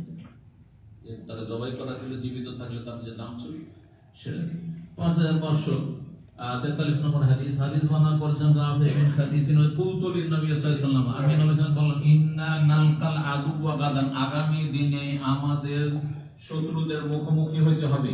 ওয়া লাইসা মা'না মুদান, আমাদের কাছে ছুরি নাই। ফাকালা, বললেন, মা আনহারাদ দাম, রক্ত যা ঝরিয়ে দেয়, যেই কোনো অস্ত্র দিয়ে রক্ত যদি ঝরিয়ে দিতে পারো, ওয়া যুকরা ইসমুল্লাহ, বিসমিল্লাহ বলতে পারো, তাহলে হালাল। ছুরি হোক আর না হোক, লোহার হোক আর নাই হোক, বাতি দিয়ে হইতে পারে, পাথর দিয়ে হইতে পারে, কিন্তু ধারালো হইতে হবে। ফাকুলু, খাও। মালাম একটু সিন্নুন, তবে দাঁত দিয়ে জবাই করা চলবে না। ওয়ালা যুফর, নখ দিয়ে জবাই করে, বড় বড় নখ আছে, আর নখ দিয়ে দিল জবাই করে, রক্ত বইয়ে দিল, চলবে না। তোমাদেরকে এই মর্মে আমি বিশদভাবে বর্ণনা করে, আম্মাসেন, দাঁত দিয়ে কেন জবাই করে চলবে না। আজকাল যদি দাঁতের কি অস্ত্র তৈরি, দাঁতের ছুরি, দাঁতের চাকু জবাই করা কেন জায়েজ নয়? ফাআজমুন, এটি হাড্ডি, আর হাড্ডি হচ্ছে জিনের খাবার, জিনের খাবার, সুতরাং খাবারকে রক্তে মিশালে হবে না, জায়েজ নয়। আম্মা যুফরু, নখ দিয়ে জবাই করে কেন জায়েজ নয়? এই জন্য ফাকুদাল হাবশা, হাবশি আফ্রিকান লোকেরা, খ্রিস্টান, তারা নখ দিয়ে জবাই করতো সেই যুগে, 1400 বছর আগে। ওয়া তাকাদ্দামা সারআনুন নাস, কিছু তাড়াহুড়াকারী লোকেরা এগিয়ে চলে গিয়েছে। ফাসাউ মিনাল গানাইমাত, তারা গনিমত, কাফেরদের থেকে গনিমত তারা হাসিল করতে পেরেছে। ওয়া নবী সাফি আখিরিন নাস, নবী সাল্লাল্লাহু আলাইহি ওয়াসাল্লাম সমস্ত লোকের পেছন দিকে সেই সময় ছিলেন, পেছনে ছিলেন। ফানাসাবু কুদুরান, তারা তাড়াই করে, তারা ওই যে গনিমতের পেয়েছে, ছাগল অথবা উট যা পেয়েছেন, তারা জবাই করে, গোশত করে, তারা ডেকচি চড়িয়ে দিয়েছে। কুদুর কিদরের বহুবচন। ফামারা বিহা, নবী সাল্লাল্লাহু আলাইহি ওয়াসাল্লাম যখন সেখানে পৌঁছিলেন, সেই ডেকচিগুলি সম্পর্কে নির্দেশ দিলেন, ফাউকা, সেগুলিকে উল্টে ফেলে দেওয়া হবে। যেমন গাধার গোশত ফেলে দিতে বলেছেন, খাওয়া চলবে না, ঠিক তেমনি যেটা ভাগ বন্টন হয়নি ও গাধার গোশতের মধ্যে হারাম রুজি ফেলে দেওয়া। চুরি করা, আপনার ছেলের কাছে একটা মুরগি চুরি করে নিয়ে চলে এসেছে কারো প্রতিবেশী, আর রান্না চলছে, চলো খেয়ে নাও, আর তারপরে দিয়ে দাও, না ফেলে দিলাম, ফেলে দেন আর ক্ষতি করুন, সেটা খেতে পারবেন না, কারণ সেটা পরের সম্পদ, আপনার সম্পদ। ওয়াকাসমা বাইনাহুম, তাদের মাঝে ভাগ বন্টন করলেন নবী সাল্লাল্লাহু আলাইহি ওয়াসাল্লাম। আদালা বাইরানি, একটি ওট সমান 10টি ছাগল করলেন। সুমান্নাত দামিনহা, কাউকে ছাগল দিলেন 10টি, আর কাউকে দিলেন একটি ওট, এক ওট সমান 10টি ছাগল। সুমান্নাত দামিনহা বাইরান, কিন্তু একটি ওট সেখান থেকে ছুটে পালাতে শুরু করলো। ওট ছুটে গেলে কিছু কিছু ওট আছে পালাতে শুরু করে। মিন আওয়াইলিল কওমে, যারা ওই যে লোকেরা ছিলেন তাদের আগের দিকে ছিলেন, তাদের থেকে সেটি পালাতে শুরু করলাম। এখন মাহুম খাইল, তাদের কাছে কোনো ঘোড়া ছিল না যে ঘোড়ার পিঠে দৌড় দিয়ে গিয়ে ওটটিকে ধরবে। ফারামাহু রাজুলুন বিসাহমিন, একজন লোক কি করলো, একটি তীর ছুঁড়ে দিল। যখন ওটটি পালিয়ে চলে যাচ্ছে, আর ধরতেই পারছেন না, তখন তীর ছেড়ে দিল সেদিকে। ফাহাবাসাহুল্লাহ, তারপরে আল্লাহ তাকে বাধাগ্রস্ত করলেন, মানে সেই ওটটি তখন আহত হয়ে পড়ে গেল। ফাকালা, তখন নবী বলেন, ইন্না লিহাযিহিল বাহাইমা আওয়াবিদা কাওয়াবিদিল ওয়াহশি, এই গবাদি পশুগুলির একটি স্বভাব রয়েছে। কি স্বভাব? বন্য পশুদের মতো পালায়নের স্বভাব রয়েছে। বন্য পশু যেমন মানুষকে দেখলে পালায়, তেমনি কিছু কিছু গবাদি পশু রয়েছে, গরু রয়েছে, কুরবানের গরু ছুটে গেছে, পালাতে শুরু করবে। যেমন কুকুর, শিরগাল, কুকুর তো মানে সব পালায় না, কিন্তু বন্য পশু যেগুলো, শিরগাল, শিয়াল, বাঘ, মানুষ যদি দেখে যে ভয় পায় তখন পালায়, এটা হচ্ছে আসল। 37 নম্বর বাবুনে অধ্যায় ইজান্নাত বাইরুল লিকওমিন, কোন সম্প্রদায়ের একটি উট যদি পালাতে শুরু করে, ফারামাহু বাদুন, কেউ যদি তীর ছুড়ে দেয়, বিসামিন ফাকাতালু, তারপর সেটাকে হত্যা করে, ফারাদা সালাহ, উদ্দেশ্য তার কিন্তু তাদের ক্ষতি করা ছিল না, উপকার করা ছিল, যে উটটা হাতছাড়া হয়ে যাচ্ছে বা বকরিটা হাতছাড়া হয়ে যাচ্ছে, তো এটাকে আমি তীর ছেড়ে কি করি, মেরে দিই, যাতে করে অন্তত পেয়ে যায়। বাবা জায়েজ, তাহলে জায়েজ। লেখাবরে রাফি ইমামে রাফি বিন খাদিজার হাদিস রয়েছে 5544 নম্বর হাদিস। যেহেতু অল্প একটাই হাদিস রয়েছে আর তারপর একটি আয়াত রয়েছে, আমরা আজকে শেষ করি। তো বলছেন এতে আমাদের অধ্যায় এই আপনার জবাই আর শিকারের অধ্যায় আমরা শেষ করে দিতে পারবো। 5544 নম্বর হাদিস। হাদিস মনে করছেন রাফি বিন খাদিজ, তিনি বলেন কুন্না মা নবী সাফারে, আমরা সফরে ছিলাম নবীর সাথে, ফানাদা বাইরুম মিনাল ইবলি, উটের পাল থেকে একটি উট পালাতে শুরু করলো ছুটে। আল ফারামাহু রাজুলুন বিসাহমিন, একজন সাহাবী তিনি একটা তীর ছুঁড়ে দিলেন, ফাহাবাসাহু, তারপর সেটাকে বাধাগ্রস্ত করলেন। আল সুম্মা কাল, তারপরে নবী সাল্লাল্লাহু আলাইহি ওয়াসাল্লাম বলেন ইন্না লাহা আওয়াবিদ কা আওয়াবিদুল ওয়াহশি, এই উটেরও একটা খারাপ স্বভাব রয়েছে, পালায়নের, বন্য পশুর পালায়নের মতো। ফামা গালাবাকুম মিনহা, যেটা তোমাদেরকে পরাস্ত করে দেয়, মানে অপারগ করে দেয়, ধরতে পারছো না, তাহলে কি ফাসনাবে হাকাজা, এমনটাই করি, অর্থাৎ তীর ছুঁড়ে দাও অথবা কোনো অস্ত্র, আঘাত, বল্লম, বর্ষা, যা কিছু একটা ছুঁড়ে দাও, ধারালো অস্ত্র, আর সেটা দিয়ে রক্ত যদি ঝরিয়ে দিতে পারো, যে কোনো জায়গায় যদি গায়ে লাগে, গলাতে লাগা জরুরি নয় তখন সেই ক্ষেত্রে, আর তাতে যদি সে মরেও যায়, বিসমিল্লাহ পড়ে যদি সেই অস্ত্র ছাড়ো, তাহলে সেটা কি হয়ে যাবে, হালাল হয়ে যাবে। এর আগে বলেছিলাম মনে আছে, জবাই হচ্ছে দুই রকম, একটা হচ্ছে এখতিয়ারি স্বাধীনভাবে জবাই করা, আর একটা হচ্ছে নিরুপায় জবাই করা। এটা হচ্ছে নিরুপায় জবাই করা, যেহেতু গলাতে জবাই করতে পারছে না, ধরতে পারছে না পশু। আল্লাহ বলল ইয়া রাসূলুল্লাহ, আমি বললাম হে আল্লাহর রাসূল, ইন্না নাকুনু ফিল মাগাজি ওয়াল আসফার, আমরা কখনো কখনো যুদ্ধের সফরে থাকি, কখনো এমনি সফরে আর কখনো যুদ্ধের সফরে। ফানুরিদু আন নাযবাহ, আমরা জবাই করতে চাই, ফালা ইয়াকুনু মুদান, কিন্তু আমাদের কাছে কোনো ছুরি থাকে না, কি দিয়ে জবাই করব? কালা আরিন মা আনহারাদ দাম, তাড়াতাড়ি করো এমন কোন ধারালো বস্তু দিয়ে যাতে রক্ত ঝরিয়ে দেয়, রক্ত বহিয়ে দিতে পারলে কাজ হয়ে যাবে। আর নাহারা বলেছেন, আরেন বলেছেন বা আনহারাতা, আর নাহারাতা বলেছেন রক্ত ঝরিয়ে দিলে হলো বা ঝরে গেলেই হলো। ওয়াজুকিরা ইসমুল্লাহ, এবং বিসমিল্লাহ যদি বলা হয়, বিসমিল্লাহ বলে কিন্তু রক্ত ঝরাইতে হবে, বিসমিল্লাহ না বললে হবে না। এই হুকুমটাও বলে দিই, বা এর আগে বলা হয়েছে, আবার রিপিট করে দিই, যেহেতু অন্য দিনে আলোচনা এসে গুরুত্বপূর্ণ আলোচনাটি। ফাকুল, তাহলে খাও, বিসমিল্লাহ বলা হয়েছে আর রক্ত ঝরানো হয়েছে, দুটো যদি থাকে, মরেও যায়, তাহলে খেতে পারো সেটি। আর কিসে জবাই চলবে? গায়রা সিন্ন, দাঁত দিয়ে জবাই করা চলবে না, নখ দিয়ে জবাই করা চলবে। ফাইন্না সিন্না আজমুন, কারণ দাঁত হচ্ছে হাড্ডি ধরনের, ওয়াজুফুর, আর নখ হচ্ছে মুদাল হাবশি কাফেরদের ছুরি, সুতরাং কাফেরদের অনুকরণে জবাই করা চলবে না। এখন একটা মাসলা বলতে চেয়েছিলাম, সেটি হচ্ছে বিসমিল্লাহ বলার হুকুম কি জবাইয়ের সময়? হুকুম 5 রকমের, কোনটা?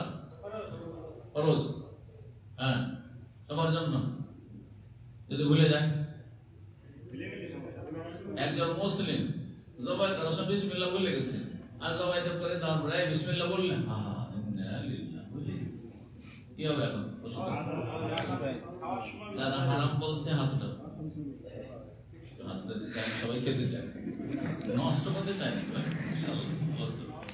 হ্যাঁ, বিসমিল্লাহ সেটাও ফরজ নয়, সেটাও ফরজ নয়, সেটাও ফরজ নয়, সেটা মুস্তাহাব। হ্যাঁ, না কাজ হবে না, এটা এই জন্য হবে না, সবাই মরে গেছে, সবাই করা হয়ে গেছে, বেঁচে থাকলে আর আরেকবার বিসমিল্লাহ বলে আপনি এই মর্মে কয়টি মত রয়েছে বলেছিলাম না? আমি বেশি 4টি জায়গায় 5টি জায়গায়, আমার চেয়ে বড় আলেম হয়ে গেলে। 3টি মত রয়েছে জবাই সময় বিসমিল্লাহ বলার হুকুম সম্পর্কে, 3টি মত রয়েছে আইম্মায়ে কেরামদের। একটি মত হচ্ছে মনে থাকলে ফরজ, ভুলে গেলে মাফ, ঠিক আছে, এটা মাঝামাঝি মধ্যম পন্থীদের মত, এটা অধিকাংশ আইম্মায়ে কেরামদের মত, এটি হচ্ছে সঠিক। আর একটি মত হচ্ছে যে বিসমিল্লাহ বলা সুন্নাত, ফরজ ওয়াজিব কিছুই না, মনে থাকলেও সুন্নাত, আর না মনে থাকলে সুন্নাত ছুটেছে, মনে আছে তারপরে যদি না বলে তবু হালাল হয়ে যাবে, বিসমিল্লাহ না বললে। এই মতটি ইমাম শাফির মত। এখানে আমি শাফি না, কথা বুঝলেন না? তাহলে অনেকে ভাবে যে হানাফি মাযহাব সম্পর্কে কেন শেখ এত বোঝার, এই শাফি মাযহাব সম্পর্কে বলছি, সাবধান করছি এইরকম ফতোয়া নেই। আপনার মনে আছে একজন মুসলমান আর বিসমিল্লাহ বলবেন না, জবাই করে যাবেন, বিসমিল্লাহ বলা তো সুন্নাত না, ওটি যায় আপনার জন্য ফরজ, মনে আছে? কি বুঝলেন? তাহলে আমাদের উদ্দেশ্য হচ্ছে কোরআন এবং হাদিসের সাথে আপনাদেরকে জড়িয়ে দেওয়া, লাগিয়ে দেওয়া। আমাদের উদ্দেশ্য কোনো মাযহাবের বিরুদ্ধে নয়, পজিটিভ আমাদের উদ্দেশ্য হচ্ছে আপনি কোন ব্যক্তি পূজা যাবেন না, অন্ধ অনুসরণে যাবেন না, এগুলো থেকে মুক্তি লাভ করে রাসূলুল্লাহর অনুসারী হবে। নবীর অনুসরণ করো, তাহলে আল্লাহ ভালোবাসবেন তোমাদের। আল্লাহ করে এই হচ্ছে নবীর ভালোবাসা, আল্লাহর ভালোবাসার দলিল। জি, আল্লাহ বুঝা তৌফিক দান করুন। আমিন। কি বলছিল? দুটি মত হয়ে গেল, একটা হচ্ছে মনে থাকলে ওয়াজিব আর মনে না থাকলে মাফ। এটা হচ্ছে মধ্যম পন্থা, এটি হচ্ছে সিংহভাগ সমস্ত মুহাদ্দিসরা। আর তারপরে আপনার আবু হানিফা আর আপনার মালিক, আহমদ সবাই মত। জি, মনে থাকলে ওয়াজিব আর না হলে ওয়াজিব না। আর একটি মত হচ্ছে একবারে শক্ত মত, আর একটি মত হচ্ছে শক্ত মত। কি? যে জবাইয়ের সময় বিসমিল্লাহ বলা শর্ত ফরজ, কোন মতে ছাড় নাই। এই শর্ত যদি কেউ পূরণ না করে, বিনা বিসমিল্লাহতে জবাই করে দেয়, তাহলে সেই পশু হালাল নয়, মৃত। বুঝা গেছে? এটি জাহিরি একটি মাযহাব ছিল। ইমাম দাউদ জাহিরি তার ইমাম ছিলেন এক সময়, তাদের অনুসারী তেমন নেই ওইরকম। তো এই জাহিরি মাযহাব আর কিছু কিছু উলামা সেদিকে গেছেন যে সর্ব অবস্থায় শর্ত বিসমিল্লাহ বলা, বিসমিল্লাহ যদি ভুলাও যায় তবু হালাল হবে না, কিন্তু এই মতটি ঠিক নয়। জি, মনে থাকবে? জি, মনে রাখার চেষ্টা করবেন এবং বিসমিল্লাহ বলা ওয়াজিব। যদি ভুলে যায় তো আল্লাহ মাফ করবেন। 38 নম্বর অধ্যায় বাবু আকলিল মুত্তার, এই দিয়ে আমরা শেষ করছি। এই অধ্যায় হচ্ছে নিরুপায় ব্যক্তির খাবার। নিরুপায় ব্যক্তি কি খাবে? কিছুই নাই, কিছুই নাই খাবার, অনাহারে মরে যাচ্ছে, তখন হারাম খাবার তার জন্য জায়েজ, যতটা খেয়ে নিজেকে বাঁচাতে পারে, পেট পুরে নয়, যতটা খেলে এখনকার মতো আমি বেঁচে যাবো, মরবো না, তো তারপরে আগামীতে আবার দেখি কোন হালাল কিছু পাওয়া যায় কিনা, হারাম পাওয়া যায়। এই মর্মে কোন হাদিস ইমাম বুখারী রাহিমাহুল্লাহ নিয়ে আসেননি, যেহেতু হাদিস থাকলেও সেই হাদিসগুলি তার শক্ত, যেহেতু তার শর্ত হচ্ছে বেশ শক্ত, কড়া শর্ত, সেই শর্ত সাপেক্ষ হয়, সেজন্য হাদিস নিয়ে আসেননি। কিন্তু কোরআনে কারীমের বেশ কিছু আয়াত নিয়ে এসেছে, যে আয়াতগুলোতে মুত্তার নিরুপায় ব্যক্তির জন্য হারাম ভক্ষণ করা, হারাম পান করা জায়েজ। পিপাসায় মরে যাচ্ছে, এমন কোন বিকল্প কিছু পাই যেটা হারাম কিন্তু পিপাসা নিবারণ করতে পারে, দূর করতে পারবে, তাহলে জায়েজ, সীমিত আকারে, যতটা প্রয়োজন, সীমা লঙ্ঘন করে নেয়। আর তার যেন কোনো শেষ কারো সীমা লঙ্ঘন না করে, অর্থাৎ সে যেন কোনো দেশদ্রোহী না হয়, খুনি না হয়, কাউকে খুন করে পালাচ্ছে আর তারপরে সে না খেয়ে মরে যাচ্ছে, আর তারপর বলছে আমি না খেয়ে যেহেতু মরে যাচ্ছি সেই জন্য না, তুমি সীমা লঙ্ঘনকারী, বাদী, সুতরাং তোমার জন্য এই বৈধতা নেই। তাহলে যেই ব্যক্তি কোনো পাপ করে, অন্যায় করে সে কোথাও যাচ্ছে আর সে নিরুপায় হয়ে গেছে, এখন না খেয়ে মরে যাচ্ছে, তার জন্য বৈধতা নেই। আর বৈধতা আছে কতটা? ওয়ালা আদি, সীমা লঙ্ঘন করবেন না, যতটা খেয়ে আপনি নিজেকে বাঁচিয়ে রাখতে পারেন, তারপরে হালাল খাবারের তলাশ করতে পারেন। জি, তো তারপরে আয়াতগুলি আমরা দেখি। আয়াতগুলি সংক্ষেপে এখানে ইমাম বুখারী রাহিমাহুল্লাহ এসেছেন। বলছে বাবু আকলিল মুত্তার, নিরুপায় ব্যক্তির খাবার সম্পর্কে কাউলিহি তাআলা, এর মর্মে মহান আল্লাহর বাণী রয়েছে, ইয়া আইয়ুহাল্লাযীনা আমানু কুলু মিন তাইয়্যিবাতি মা রাযাকনাকুম, ঈমানদারগণ তোমরা তোমাদেরকে যা রিজিক দিই তা থেকে পাক পবিত্র খাও। কিন্তু পাক পবিত্র যদি না পাওয়া যায়, হালাল না পাওয়া যায়, তাহলে খেতে পারবে গায়রা বাগিন ওয়ালা আদিন, সীমা লঙ্ঘন করবে না। আর তারপরে অন্যায় করে, খুন করে অথবা দেশদ্রোহিতা করে, কোথাও দেশের নাশকতামূলক কাজ করে পাচ্ছেন, আর আপনি সব বৈধ করে নিতে চলবে, তার গুনাহ নেই, নিরুপায় ব্যক্তির কোনো গুনাহ নেই। এখানে 172, 173 রয়েছে। ফামানিতুর রাফি মাখমাসাতিন, আর তারপরের আয়াত সূরা মাইদা আয়াত নম্বর 3 এ রয়েছে ফামানিতুর রাফি মাখমাসাতিন গায়রা মুতাজানিফিন লিইসমি ইন্নাল্লাহু গফুরুর রহিম। কোন ব্যক্তি নিরুপায় হয়ে যায়, ফি মাখমাসাতিন, ক্ষুধার্ত হয়ে, গায়রা মুতাজানিফিন লিইসমিন, কিন্তু সেই ব্যক্তি গুনাহগার নাই, পাপী নাই। এমন না যে পাপ করতে গিয়ে এরকম দশা হয়েছে, তার সে নিরুপায় হয়ে গেছে, প্রচন্ড ক্ষুধার্ত হয়েছে, তা নাই। তাহলে খেতে পারে সে, তার যতটা জরুরি। ফাইনাল গফুর রাহিম, আল্লাহ তাকে মাফ করবেন। অন্য আয়াতে সূরা আন-নামল আয়াত 118-19 এর ফাকুলু মিম্মা যুকিরা ইসমুল্লাহি আলাইহি কুনতুম বিআয়াতিহি মুমিনিন, যার উপর আল্লাহর নাম উচ্চারণ বিসমিল্লাহ বলা হয়, সেই পশু, জবাকৃত পশু তোমরা খাও যদি তোমরা সত্যিকার অর্থে তার বিধিবিধানের আয়াতের প্রতি ঈমানদার হয়ে থাকো। আর তারপরে নিরুপায় ব্যক্তির জন্য খাওয়ার বৈধতা রয়েছে যতটা তার প্রয়োজন হয়। আর তারপরের আয়াতে এসেছে সূরা আন-নামল 145-এ, সেখানে বলছেন, আল্লাহ বলছেন, কুল্লা আজিদু, হে নবী বলে দাও, আমি পাচ্ছি না, ফিমা উহিয়া ইলাইয়া, যা কিছু আমার কাছে ওহী করা হয়েছে কোরআনে, তাতে মুহাররামান কোন হারাম বস্তু, ইল্লা আইয়াকুনা, যে আয়াত একটু আগে বললাম, যদি সেটি মৃত হয়, মরা কোনো জীবজন্তু, অথবা রক্ত হয়, অথবা শুকুর হয়। আর তারপরে নিরুপায় ব্যক্তি যদি দেখে যে না খেয়ে মরে যাচ্ছি, আর আমার সামনে শুকুর ছাড়া কিছু নাই, আমার ছাড়া মরা একটা মরা বকরি পড়ে আছে, মরা কোনো গরু পড়ে আছে, সেটা খাওয়া ছাড়া কোনো উপায় নেই, তাহলে যাই করেছি। তো তারপরে বলছেন ইবনে আব্বাস রাদিয়াল্লাহু তাআলা, আও দামান মাসফুহান, যে বলা হয়েছে ইবনে আব্বাস তাফসীরে, মুহরাকান মানে এমন রক্ত যেটা প্রবাহিত, রক্ত থেকে বহে চলে যায়, আর যেটা গোশতের লেগে থাকে সেটা নাপাক নয় এবং সেটা হারাম নয়। এই জন্য কোনো ব্যক্তি গোশত কিনে নিয়ে যদি না ধুয়ে, আমরা বাঙালিরা ধুয়ে পাক করি, তাই না, ধুয়ে কয়েকবার ধুয়ে তারপরে পাক শাকে চলে। কিন্তু বিনা ধোয়াতে গোশত কিনে নিয়ে আসেন, গোশতের গায়ে রক্ত লেগে আছে, রান্না করে নিলেন, আর তাতে ঝোলে তো কিছু গোশতের সাথে রক্ত থেকে গেল, কারণ গোশত রক্ত লেগেছিল, তাই না, তো সেটি জায়েজ, কিন্তু সেটা যেহেতু দামে মাসফু না। সূরা নাহলের আয়াত 114-তে রয়েছে, সেখানে ফাকুলু মিম্মা রাযাকাকুমুল্লাহ হালালান তাইয়্যিবা, তোমরা আল্লাহ তোমাদেরকে যে রিজিক দিয়েছেন হালাল এবং পাক পবিত্র, তা খাও। কিন্তু যদি হালাল পাক পবিত্র না পাও আর মরে যাওয়ার আশঙ্কা থাকে, তাহলে যদি সীমা লঙ্ঘনকারী না হও, আর অতিরিক্ত না খাও, পেট করে না খাও, যতটা জরুরি ততটা খাও, তো আল্লাহ জায়েজ করেছেন। এখানেই আজকের আলোচনা শেষ করছি। তাহলে আমাদের সামনে সূরা বাকারা আয়াত রয়েছে, তারপরে সূরা মায়েদার আয়াত রয়েছে, সূরা আনামের আয়াত রয়েছে, সূরা আনামের 2বার রয়েছে, আর সূরা নাহলের রয়েছে, 4-5টি আয়াত রয়েছে, যেগুলি সংক্ষেপে রয়েছে। সময় স্বল্পতার জন্য আমি সংক্ষেপ করলাম। জাযাকুমুল্লাহু খাইরান। আর এখানে আমাদের এই পর্ব শেষ হলো। আগামী পর্ব আমাদের কুরবানি সম্পর্কে শুরু হবে ইনশাআল্লাহ। বারাকাল্লাহু ফীকুম। ইনশাআল্লাহ আল্লাহ আপনাদের ভালো করুন। সুবহানাল্লাহি ওয়া বিহামদিহি, আলহামদুলিল্লাহ।